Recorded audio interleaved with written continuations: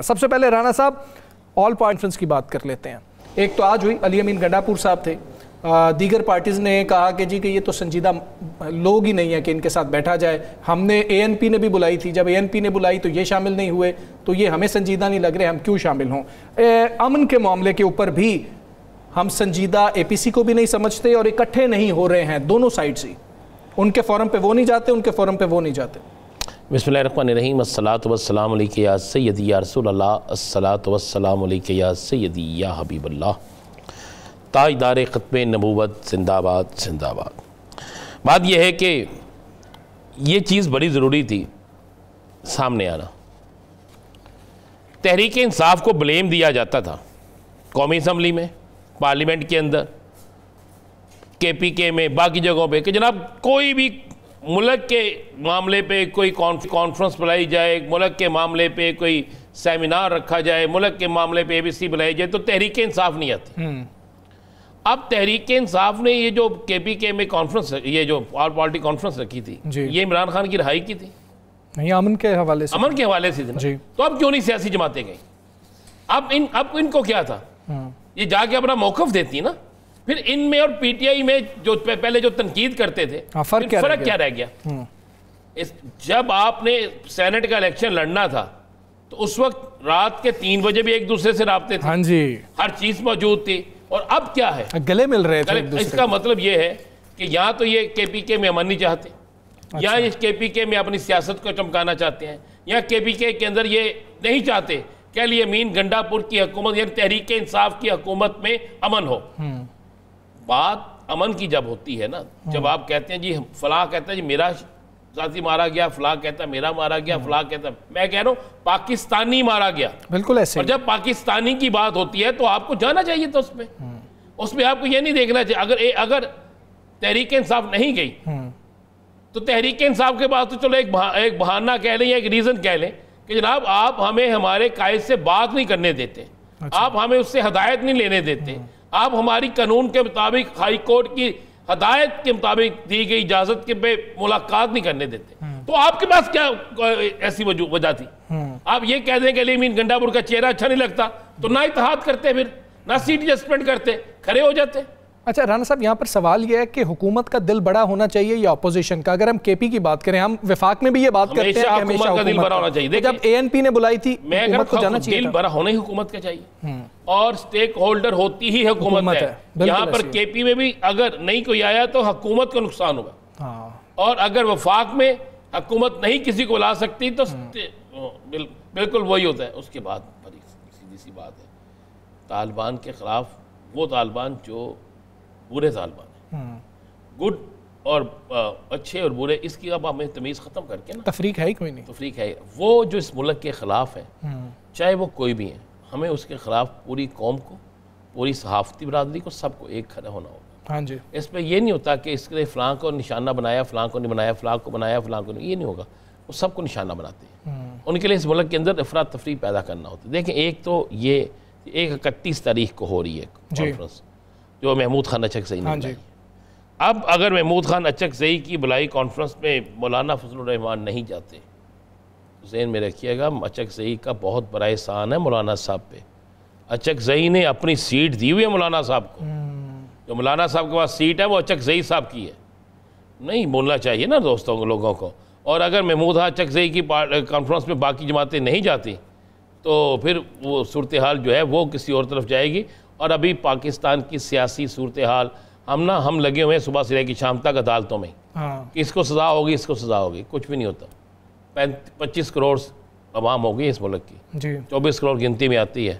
اس میں سے 5000 کو سزائیں بھی دے لیں گے نا، تو یہ سزائیں، اس سے بھی بڑی سزائیں جو تھی نا وہ 8 فروری سے پہلے دی گئی تھی. اور بہت سے لوگوں کے بہت سے اندازے غلط ہو گئے تھے. اور اب بھی میں آپ کو آج بھی لکھ لیجئے گا، پہلے بھی ہم نے کئی کلپ چلائے ہیں، آج بھی لکھ لیجئے گا، یہ ساری سزاؤں کے باوجود بھی اتنی سزائیں نکلیں گی، ایک طرف سزا ہوگی اور دوسری طرف سزائیں ہوں گی نعروں کی.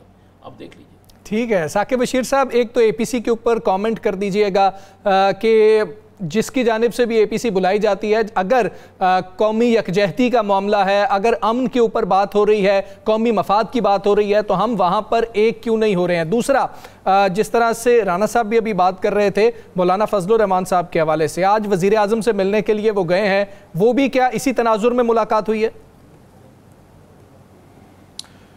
ایک تو بڑی کلیئر جو سچویشن ہے وہ ہو رہی ہے خیبر پختونخوا میں، جب سے وہ جو مال غنیمت کی مخصوص نشستیں ملی ہیں اپوزیشن کو اور ان کی تعداد بڑھ گئی ہے اور قابل ذکر جو ہے وہ تعداد ہو چکی ہے، تو تب سے انہوں نے پر نکالنا شروع کر دی ہیں۔ پہلے ایسا بظاہر جو ہے وہ نہیں ہو رہا تھا۔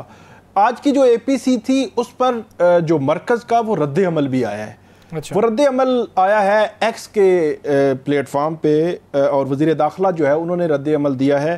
اس میں جو علی امین گنڈا پور صاحب نے یہ کہا کہ دہشت گردوں کے خلاف صوبے میں ڈرون استعمال نہیں ہوگا، تو اس پر محسن نقوی صاحب وزیر داخلہ انہوں نے لکھا کہ دہشت گردوں کے خلاف تمام وسائل استعمال ہوں گے۔ پھر انہوں نے ایک اور ایکس پہ پوسٹ کی کہ ایک اہم صوبائی عہدیدار ڈیرہ اسماعیل خان میں طالبان کو کتنے پیسے ہر ماہ دیتا ہے۔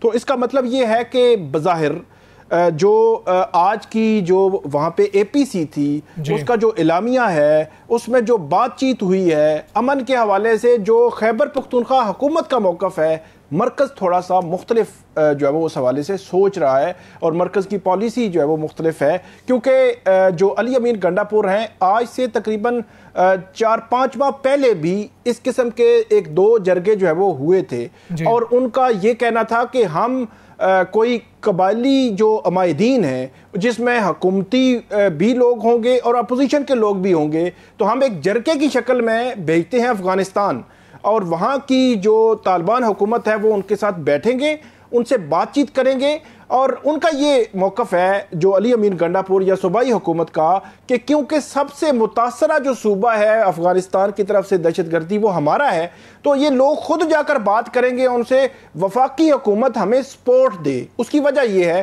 کہ ڈائریکٹ کسی بھی ملک کے ساتھ کوئی صوبہ جو ہے وہ اس قسم کی معاملات جو ہے وہ آگے نہیں بڑھا سکتا، وفاقی حکومت کی سپورٹ اجازت جو ہے وہ کسی نہ کسی طرح جو ہے وہ ضرورت ہے۔ آج بھی اس کا اعادہ ان کی جانب سے کیا گیا کہ 4-5 ماہ ہو گئے، ہم نے پہلے بھی ریکویسٹ کی تھی، آج بھی ریکویسٹ کر رہے ہیں ہمارے ساتھ آئیں اور ہم ان سے جو وہ بات چیت کرتے ہیں۔ حالانکہ پچھلے ہفتے اگر آپ دیکھیں تو بلوچستان جو افغانستان میں ہمارے وزیر داخلہ بھی جو وہ موجود تھے اور دیگر جو حکام ہیں پاکستان کی طرف سے ان کے ساتھ موجود تھے، تو وہ یقینی طور پر بات چیت وہی ہو رہی ہے کہ دہشت گردی جو خیبر پختونخوا یا ملک کے باقی حصوں میں ہو رہی ہے اس کو کیسے کم کیا جا سکتا ہے، اور ٹی ٹی پی خاص طور پر اس کا جو رول ہے کیسے کم کیا جا سکتا ہے۔ تو ایک تو یہ ایک لائن ہمیں نظر آ رہی ہے۔ دوسری جو بات آپ نے کی جو مرکز اور صوبے کی اس حوالے سے کہ دہشت گردی کے خاتمے کے لیے اقدامات کیا ہونے چاہیے، کہیں نہ کہیں ہمیں اختلاف نظر آ رہا ہے۔ جو آپ نے اپوزیشن جماعتوں کی بات کی، یہ قدرے حیران کن ہے، یہ کوئی سیاسی اکٹھ نہیں تھا، یہ پیورلی صوبے کے لیے اور صوبے کے امن کے لیے وہاں پہ بات ہونا تھی۔ تو میرا یہ خیال ہے کہ جس طرح چند دن پہلے یہ اکٹھے بیٹھے ہوئے تھے، چند دن پہلے خود جو ہے وہ اپنے اختلافات بلا کر، مطلب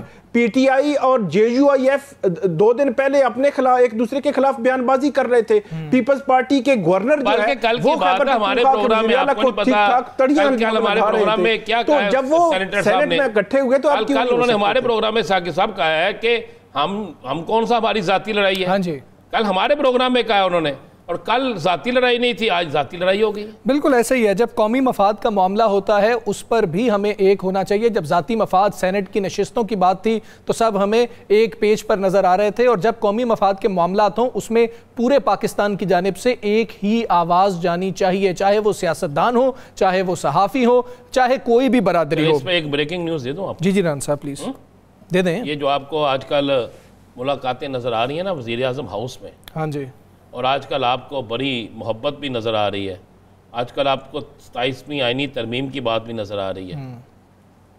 میرے پاس اطلاع یہ ہے جی جمعیت علماء اسلام اس بات کو نہیں مان رہی، لیکن آپ کو وقت کے ساتھ یہ بات نظر آ جائے گی کہ باقاعدہ کسی جگہ وعدہ کیا گیا ہے کہ بہت جلد مولانا صاحب کو اپوزیشن لیڈر بنا دیا جائے۔ اچھا یہ میں آپ کو بڑی خبر دے رہا ہوں. اب لوگ سوال کریں گے کیا ان کے پاس اتنے لوگ ہوں گے؟ وہ سیٹیں خالی بھی تو ہونی ہے رانا صاحب. کچھ سیٹیں خالی ہو جانی ہیں, کچھ سیٹیں دے دی جانی ہیں, کچھ لوگ ان کی طرف بھیج دیے جانے ہیں, اور کچھ لوگوں کو کہا جا رہا ہے کہ جناب آپ ایک گروپ بنانے کی کوشش کریں.